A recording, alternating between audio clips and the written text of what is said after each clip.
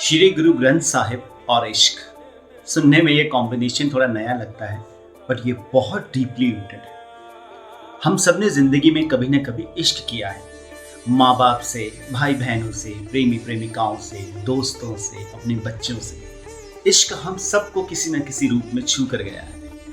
पर क्या आप जानते हैं कि इश्क को भी दो तरीके से परिभाषित किया गया है। इश्क मजाजी, जिसे हम जिस्मानी इश्क भी कहते हैं, और इश्क हकीकी, जो रूह से रूह का रिश्ता है। इश्क मजाजी में मिलना, छूना, आलिंगन, स्पर्श, ये सब मायने रखता है। मगर इस इश्क से अगली अवस्था है इश्क हकीकी। और श्री गुरु ग्रंथ साहिब उसी इश्क हकीकी या उसी रूहों के रूह से संबंध की पराकाष्ठा है।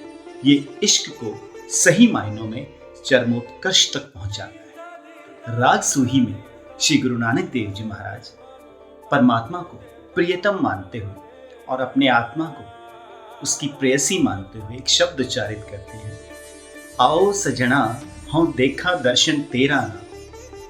हे परमपिता परमात्मा, हे मेरे साजन, हे प्रभु, आप आइए, मैं आपको देखकर तृप्त हो सकूं। आगे वो लिखते हैं, कार्य पड़े खड़ी तका मैं मन चाओ कनेरा रा। कि हे परमात्मा, इस शरीर रूपी गेट पर मैं खड़ी हूँ आपकी प्रतीक्षा में। हम सब ने इश्क के रूप देखी है। जब एक प्रेयसी अपने प्रियतम का राह देख रही होती है, जब एक माँ अंधेरा हो जाने पर अपने बच्चे के घर वापसी की प्रतीक्षा कर रही होती है, किस तरह उसका मन तड़प रहा होता है। ठीक वैसे ही गुरु नानक देव जी इस भावना को अभिव्यक्त करते हुए लिखते हैं, आओ सजना हो देखा दर्शन तेरा ना, कर अपने खड़ी तका मैं मन चाओ कनेरा रा। यही परमात्मा, मुझे आपसे मिलने की बहुत तीव्र इच्छा होती है।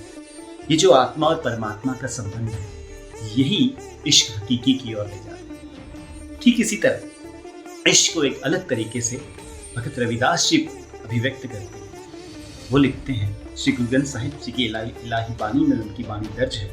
वो कहते हैं, जो तुम गिरवर तो हम मोरा, जो तुम चंद तो हम भय चकोरा, साची प्रीत हम तुमसे जुड़ी।